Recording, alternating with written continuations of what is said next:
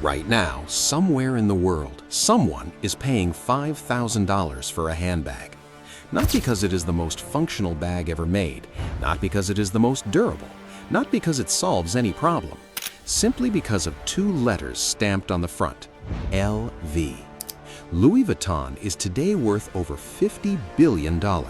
Its bags, trunks, and accessories are symbols of wealth, status, and power, carried by royalty, celebrities, and billionaires across every continent. But here is what almost nobody knows.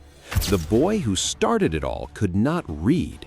He grew up in a tiny mountain village with no school, no money, and no future. He lost his mother before he could form a real memory of her. And at just 13 years old, he walked away from home with nothing but the clothes on his back. He walked, literally, 400 kilometers across France, on foot, alone. And what he built at the end of that walk changed the fashion world forever. This is the untold story of Louis Vuitton, the illiterate peasant boy who created the most coveted luxury brand on earth. Louis Vuitton was born on August 4, 1821, in Untold, a tiny, isolated village nestled high in the Jura Mountains of eastern France. Life in Untold was as hard as the mountain winters that buried it each year. The village had no school worth speaking of, no industry, and no opportunity. Families survived by farming, woodworking, and little else. Louis was the second child of Xavier Vuitton, a farmer and carpenter, and Corinne Gaillard, a hat maker. When Louis was just 10 years old, his mother died. His father remarried shortly after, but his new stepmother had no warmth for Louis.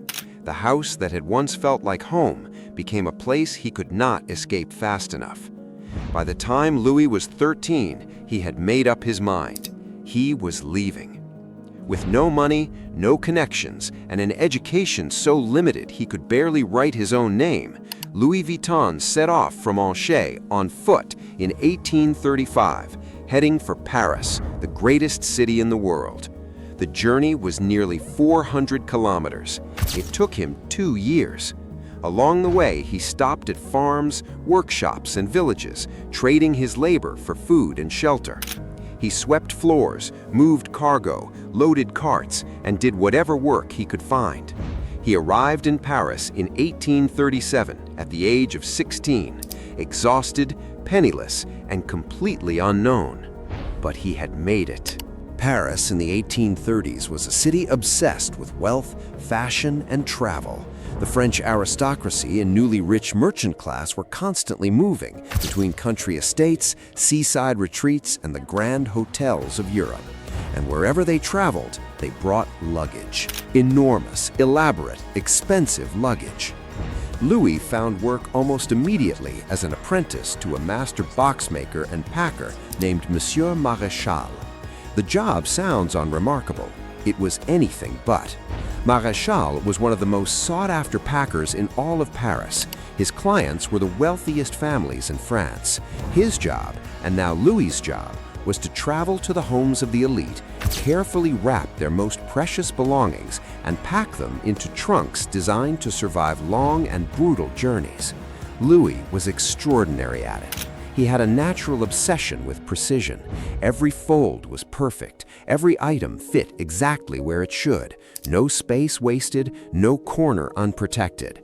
His reputation spread quietly through the households of Parisian high society. And then one day, a request arrived that would change everything. The Empress of France, Eugénie de Montijo, wife of Napoleon III, was looking for a personal layer and trunk packer. She had heard about the young man with the perfect hands and the obsessive eye for detail. She hired Louis Vuitton personally. Working for the Empress gave Louis something no amount of money could buy: credibility. In 1854, at the age of 33, Louis opened his very first workshop on Rue Neuve des Capucines in Paris, just steps from the newly built Place Vendôme. He had one revolutionary idea. At the time, almost all luxury trunks were built with rounded tops, designed to allow rainwater to run off when stored on top of carriages. They looked impressive, but they could not be stacked. Louis made his trunks flat-topped. It seems like a small change. It was not. Flat tops meant trunks could be stacked efficiently on trains, ships, and carriages, the new transportation revolution sweeping across Europe. They were lighter, stronger, and far more practical than anything else on the market. He also introduced a revolutionary new material, a gray canvas coating called Trianon canvas that was waterproof, airtight, and far more durable than the leather and wood trunks everyone else was selling. Within years, Louis Vuitton trunks were the most sought-after luggage in France. Kings ordered them, princes ordered them. The wealthiest families in Europe placed orders months in advance. But success, as Louis was about to discover, always attracts imitation. As Louis Vuitton's reputation grew, so did the counterfeiters. Cheaper workshops began copying his designs almost immediately, producing inferior imitations and selling them to customers who did not know the difference. Louis fought back the only way he knew how, by staying one step ahead. In 1876, he changed the Trianon canvas to a new striped design. When that was copied, he switched again, this time to a bold beige and brown checkered pattern. When his son, Georges, joined the business in the 1880s, they made their most important move yet.